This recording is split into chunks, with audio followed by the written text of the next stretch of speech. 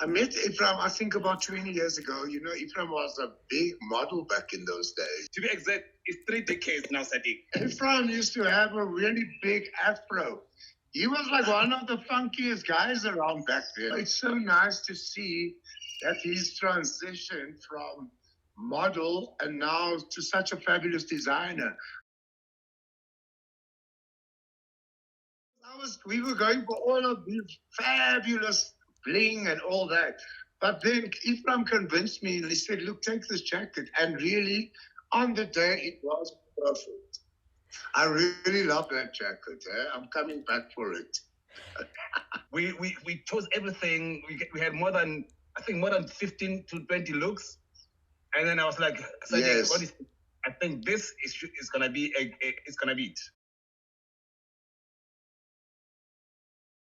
Everyone knows it's my girl, Naomi Campbell. We've been having this relationship, I think, for over 25 years. She's the reason why I met Madiba in 1996. It was such an incredible experience. And ever since, we've been working together. Whenever she's on the continent, that's how we meet, you know? I've got amazing personalities to dress, you know, a lot of different artists, from musicians to actors to everyone who's who that you can think of. I gel with everybody, and I don't have any favorites, but of course I've got my best ones that I can't say. They know themselves. I've worked with almost everyone, from the ones who've been gone now, your Level Matosas, your Brenda Fassis, the Divas, your Mandozas. And then in today's, I've got the Lunga Shabalala. I'm a classic, man. Chidena. Yes, I did gardening. I grew my beard. And I started reading. Well, I love reading, so I started reading a lot of books as well again. It still feels weird. Even now, it still feels surreal that how everything came to stand still and stop, and it's like starting a new life. I feel like an inverted commas, an idiot of, I don't know what I'm doing, but I'm doing things, but I don't know what I'm doing. Can we get back to reality and then be humans again? You know, all this mask, and honestly, yeah. So being at home during lockdown in that first month was unbelievable. I did my garden, I did my house. I learned how to bake. I was baking breads like no one's business. I'm over it right now. I'm so ready to go back to work. I can't tell you how ready I am.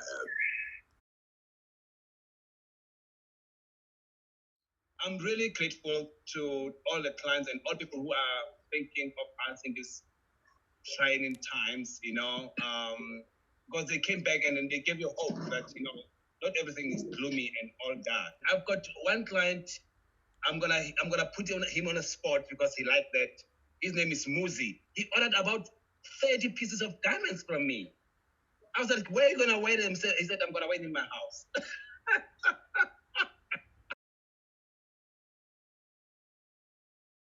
Look, I'm a Joburger.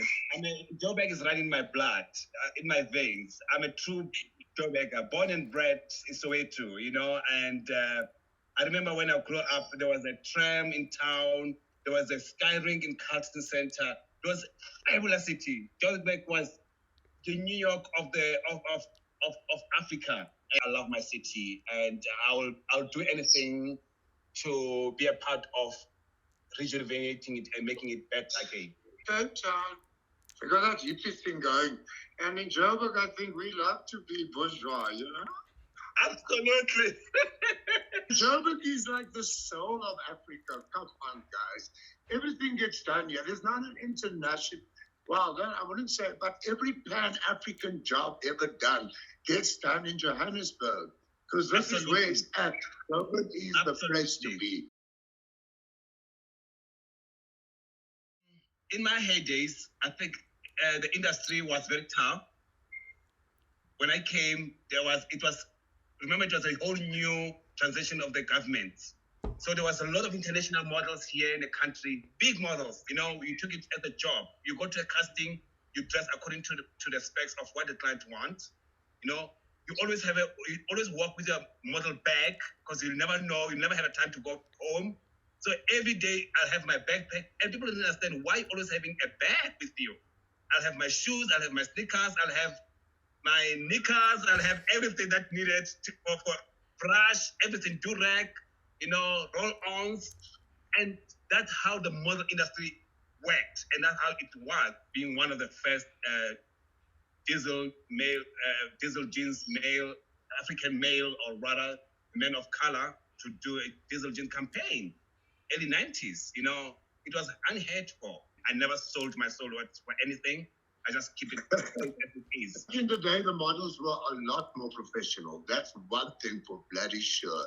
These days, you got to fight with them. These bad weeds you got to deal with. But then again, I blame agencies for that. Back in the day with people like Carl and all the people at Hedge. Mrs. Hayes. They were on point. I've never been a model, though. I mean, it's only lately I've been doing a little bit of stuff, which I quite enjoy, I must say. Clothing has been one of my passion. I grew up, my mother used to get us the best of clothes. And we used to scavenge the second-hand shops around town and get the best and dress to the T. I started as a stylist. When I told Lucilla and Dion Chang at that time, when she was working for Fashion Week, and I was like, guys, I think I'm done with modeling. 10 years, I was like, I'm tired. I can't do this any longer. I wanted something new. We're not gonna lose you for this on the talent. You got a talent, get a tailor. So 2002, boom, I produced my first collection. And that was it. I like to keep it classic because I think I look best in that kind of scenario. Don't make me look like a crowd. You know what I mean? I'm not one of those over the top people ever. I love being dressed in either like a tuxedo or a very classic style suit or jeans and a white shirt. But fashion, no, thank you, not for me. First and foremost, fast fashion is killing the mood, or is killing how people should dress up, because everyone's starting looking the same, they all dress the same, everything's all the same. So the individuality is dying. Clothing is about expressing your personality and who you are, first and foremost. A really big no-no for me now, for guys, is those chunky boots and white shoes, the child's shoes. Saadique will know the child's shoes. Child's shoes, I don't know. Don't bring them back. And the high-waisted jeans. I know we did them in the 80s, I've got a list of 10 things to do. And is travel in my country, eat in my country, sleep in my country, work out in my country, basically do everything within my community to give back the 5 rand that they lost. So if I made 5 rand, I'll spend 4 rand in my community, in and around my community. I just want to get out there with my friends and have a party. That's all I'm craving at the moment.